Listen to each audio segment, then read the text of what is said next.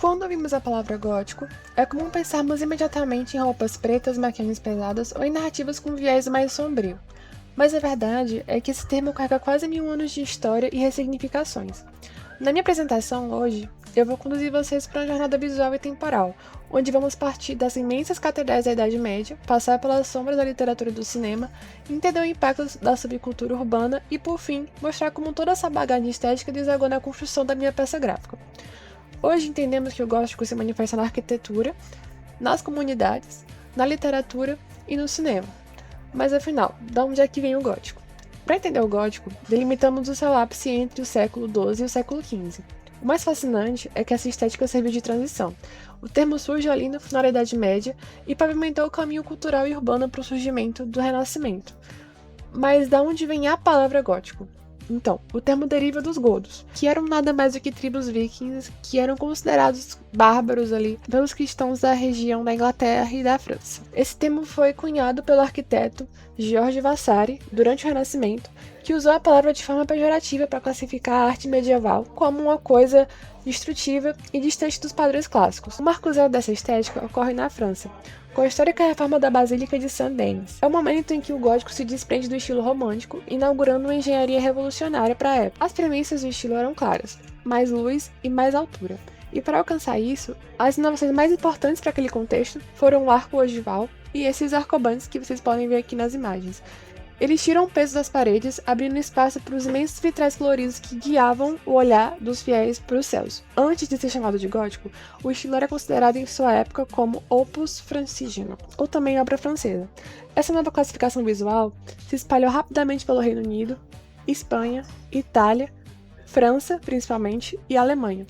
Alguns séculos depois, o estilo renasce como neogótico. É uma releitura romântica que gerou alguns edifícios icônicos que a gente tem. O primeiro exemplo, o Palácio de Westminster, e esse estilo influenciou profundamente algumas construções aqui no Brasil. Uma delas é a nossa Catedral Metropolitana, aqui de Fortaleza, e a Catedral da Sé, lá em São Paulo. A inauguração do gótico na literatura foi datada em 1764, com a publicação do Castelo de Otranto, pelo escritor inglês Horace Walpole. A obra foi responsável por trazer o gênero do terror à ficção histórica, trazer elementos sobrenaturais, o mistério e alguns cenários um pouco mais ali sombrios, tipo castelos em ruínas e algumas passagens secretas. E a partir disso, a gente tem o Drácula, de Bram Stoker, nós temos o Frankenstein, da Mary Shelley, e a gente tem o Corvo, do escritor Edgar Allan Poe. Já no cinema, o gótico ganhou vida através do expressionismo alemão. Essa estética foi inaugurada com o lançamento do filme Nosferatu, em 1922, e em alguns exemplos mais recentes, a gente tem Edward Mãos de Tesoura e O Labirinto do Fauno. Já no fim da década de 1970, o gótico encontrou uma nova forma de manifestação, através da música post-punk inglesa.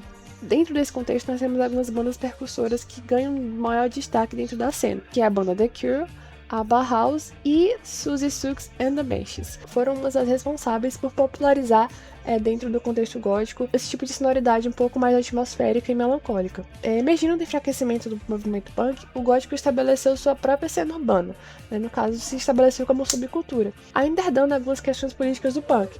Por exemplo, ser contra o conservadorismo, ser contra a imposição de papéis de gênero, ser contra o hiperconsumismo. Como grandes catalisadores dessa tribo na Europa, a gente tem o lançamento do single da banda Bauhaus, Bela Lugosi's Dead, e a boate Batcave, na Inglaterra. Como a identidade do gótico tradicional, ela foi consolidada através de características marcantes, No caso, são essa maquiagem que tem essa intenção de deixar a pele um pouco mais pálida, contrastando com maquiagem mais pesada, mais carregada, roupas pretas e cabelo desfiado assim pra cima.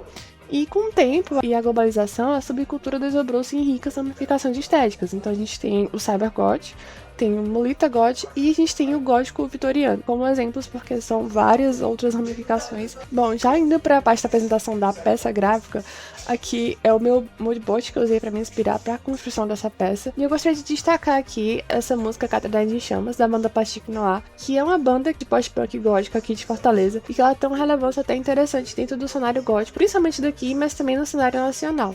Os materiais que eu usei eu fiz tudo no Photoshop, e eu usei o Pinterest para poder me inspirar, para poder pegar as referências, o Victise para pegar os vetores, e o Magnific também, e o da fonte como com forma de pegar a tipografia. O layout, eu utilizei essa foto que eu peguei no Jornal Povo da Catedral Metropolitana de Fortaleza, e para os elementos eu usei esses aqui para compor a imagem. E aqui é o resultado final. Vocês podem ver a referência à moça que eu acabei de falar, ela é bem forte nessa peça gráfica.